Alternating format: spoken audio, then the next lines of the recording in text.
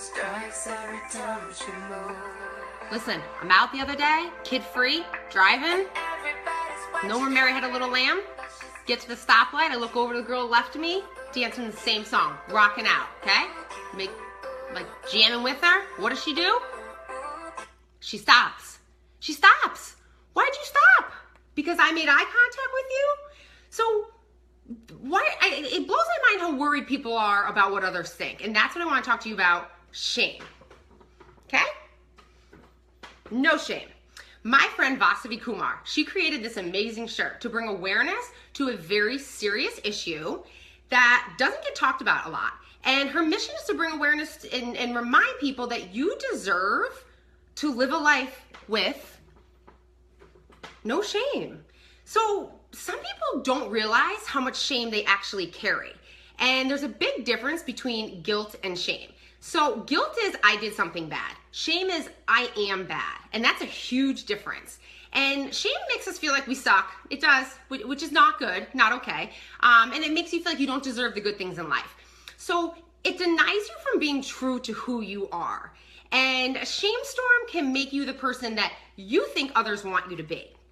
So that causes a lot of stress and anxiety, and it's just, it's just a horrible thing. Don't do that. So, shame is universal. We all have it, every one of us. We all have our issues, but what happens is nobody wants to talk about it. And the less you talk about it, the worse it gets. So feeling shame, it puts you in a lonely place. But once you start talking about it, you realize you're not alone. And knowing you're not alone is very powerful. So for example, parents and families, they may feel shame by the way their kid acts and that they feel it's a reflection of them and how they raise their child. And then they may feel they might be judged. So that damn cat dress, right? Initially, I was so concerned what other parents would think, being like, wow, that's what she chose for her daughter to wear.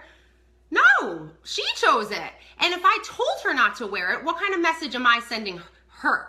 So, that's what really, parents, we try to be perfect, and being vulnerable makes you a better parent because it gives your kid the message that, yeah, you are imperfect, but you're still deserving of love and belonging.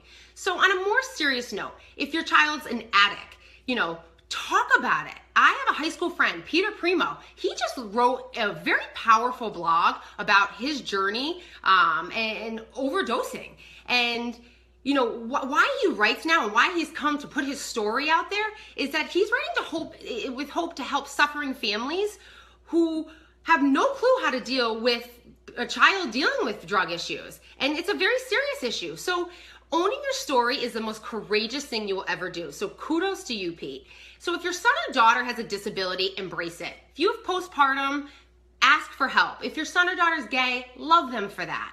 If you know somebody who lost somebody, pick up the phone. How many of you want to pick up the phone, right? You don't know what to say, and then you're like, I'll do it in an hour, and then it becomes dinner, and then it's tomorrow, and then it's a week, and then it's a month, and boom, you bump into them in the grocery store. How does that make you feel?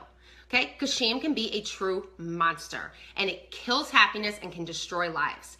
So at the end of the day, all we want as humans is to feel connected. And this is where shame can be lethal because those who feel worthy, they get that connection. But those who do not live a very painful and lonely life. So in order for connection, you need to be seen, and that's where vulnerability comes in. A common misconception is that vulnerability is a weakness. It's just the opposite. It is actually an act of courage. And it takes courage to show up and be seen. It gives you confidence and lets you understand who you are. And at the end of the day, there's nothing more important than that. These Facebook Lives, I am so vulnerable. It's like 3, 2, 1, hi world. And I know I'm not perfect and I don't try to be. So it's not comfortable, but it's not horrible either. And Brené Brown talks about how vulnerability, it's the birthplace of innovation, creativity, and change. So amazing things happen when you're vulnerable. And, when I share my business with others, what kills me, is when I hear these things. I can't do that. I can't put myself out there. What if I fail? What are people going to say about me? What if people think this is dumb? Am I weird? Am I good enough to do this? Take that in. People, do not make decisions based on what others think. You're robbing yourself of so much. And we all have fears. I have them every time I do this. But the messages I get from some of you after, that's what keeps me going. You know, when you put yourself out there, you're gonna attract, but you're also gonna repel, and that's okay. You have to take the good. So, you know, this is where I've learned to really embrace being vulnerable. And it makes you expose your feelings. It makes you take emotional risks. It makes you, you know, face uncertainty. And for that, it's changed everything. Being vulnerable, starting a business, it's helped me find myself. And when you learn about yourself, you gain confidence. And then you feel worthy and you feel enough. And in result, you become kinder, not only to people around you, but yourself. So we live in a vulnerable world. However, most people avoid it. And when you're vulnerable and you're willing to take risks, like admitting you need help, or sharing your troubled past to the world, or starting a business with zero certainty, those are the people who see rewards. And these rewards include happiness, creativity, belonging, and love. And on the other side, when you resist vulnerability, that is danger. And it makes you feel isolated, depressed, and it robs you of happiness. So how do you overcome shame? The good news is you can eliminate it. You can't rewrite your past. So stop focusing on it and change it by moving forward. And Brené Brown wrote in her book, Daring Greatly, shame feeds upon 3 ingredients: secrecy, judgment, and silence. And empathy is the antidote. So the most powerful thing you can say to someone when they open up, sharing their story, is me too. Let's do this. Let's help you. Not I'm sorry, not ooh, that's too bad. No, empathize with people. So remember that self-talk that you do, talk to yourself like you talk to someone you absolutely love. You know, share your story. Reach out to someone you trust if you have to talk to them. Really trust. Someone that really has earned the right to hear your story. You know, speak your shame. Tell your story to the world. And that's courageous.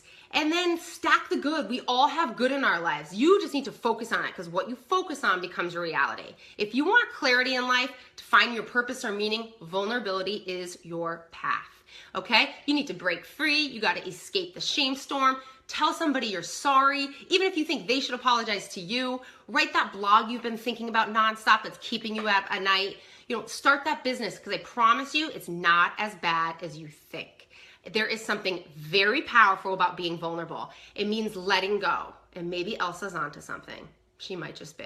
So let go of anything in your past that made you feel like a failure. You know, go ahead and put yourself out there. Pay attention to your self-talk. We all have mom fails. Do you say, ooh, well, that was irresponsible? Or are you going down the dangerous route of, I'm a horrible mom? No, because your thoughts are things. Be careful of it. Be mindful of it.